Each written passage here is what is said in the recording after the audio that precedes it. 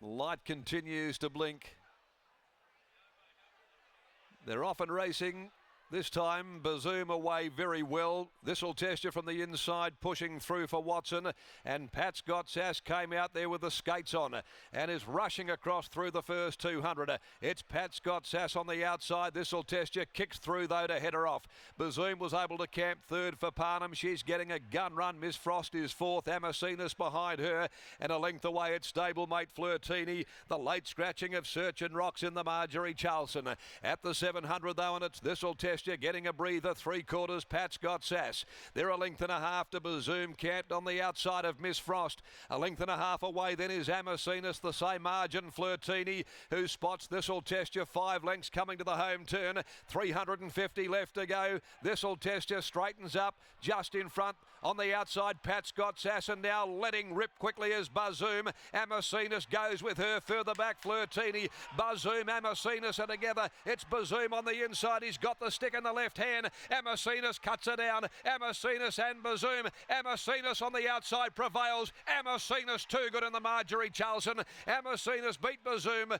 Flirtini has run third. The Miller stable with the winner and third place getter in the feature. They were followed further back by the tiring Pat's Got Sass. This'll Test You, knocking up, folded at the end of the 1200, and back last is Miss Frost. Number 3, Amacenas, ridden by Brad Parnham. First up here takes out the Marjorie Charlson.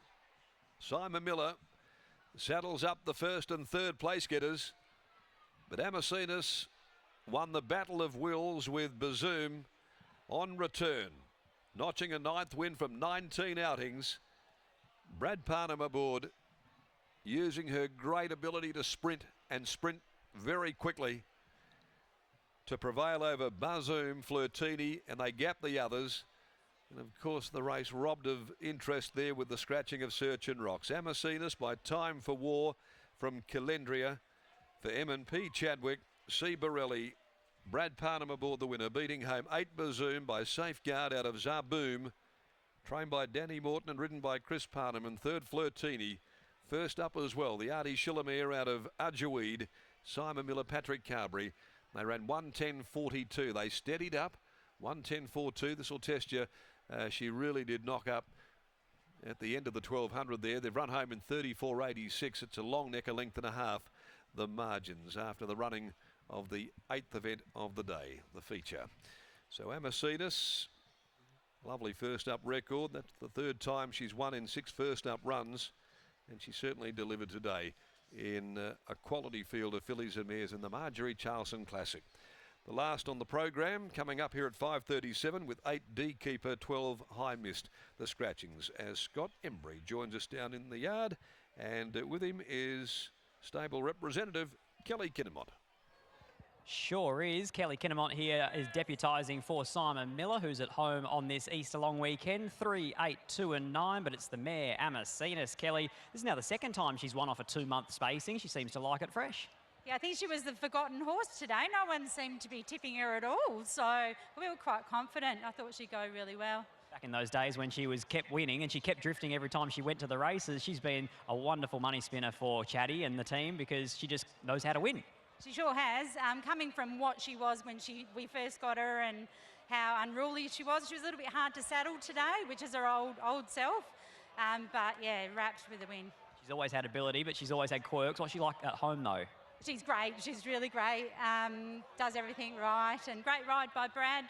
Rode to instructions, and yeah, happy. Is that the plan, to try and sit on the back of the favourite? Yes, absolutely. I think you can forget her last run because she got speared off on the turn and never really got a chance to get into the race. And what about a thought on Flirtini? It's good to see her flashing home into third. Yeah, absolutely, super. So the old girls are back. Any idea where they'll head next? There's obviously a Northern Stakes coming up and then Roma Cup. What will the preparations look like for the pair of them? Yeah, we'll leave that up to the boss.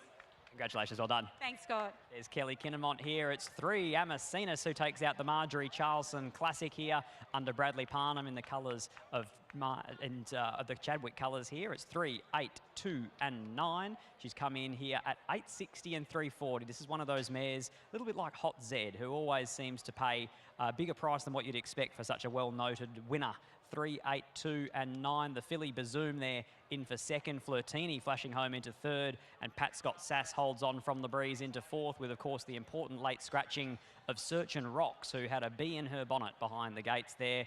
But Brad Parnham is the beneficiary here today with the pickup ride on the mare Amacenas, and Michael Heaton will get a word from the winning jockey now. Yes, Brad Parnham just weighing in at the moment. A second leg of a winning double for Brad today, and I think this is the first time he's ever ridden this mare in a race or a trial. He mentioned earlier on today that he worked the mare earlier in the week and she worked really well, but first time for Brad on race day. And Brad, you obviously would have seen that she's a real winner, this horse. Yeah, yeah, she's been a very good, consistent horse, and yeah, she's got a lightning turn of foot, and yeah, she's been able to win a few races. Talk us through the run you had in transit. You were keen to have Bazoom within your sights? Yeah, it worked out pretty well.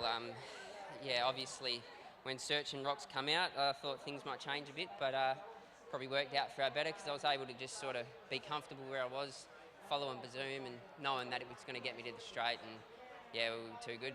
Did you always feel like you had Bazoom's measure over once you did straighten up? Yeah, if anything, I probably went a touch too early because I was travelling well, but she gave me a lot better turn of foot than I probably anticipated. So, yeah, that's probably something to take note of. But, yeah, it did the job well, so I was happy. And she's already won a stakes race prior to today, but do you think she's a type that could measure up, perhaps wait for age level like a Roma Cup in the winter? Yeah, maybe. I mean, I don't know where he goes from here, but I suppose there'll be another stepping stone before then, and yeah, hopefully she can just keep progressing. Great day for you in the saddle. Well done. Thank you. There's Brad Parnham aboard Amacenas. Of course, there is the next set of the Fillies and Mares series, the Sheila Gwynn over 1,400 metres. So there's the option there to go on for Amacenas or a Northern Stakes on the 1st of May. And tomorrow, Brad Parnham rides Snowdome, who's currently favourite in the WA Sires for the 2-year-olds here at Ascot. So a big 48 hours for Bradley Parnham. He brings up the second leg of a double aboard Amacenas. 3, 8, 2 and 9 after the feature.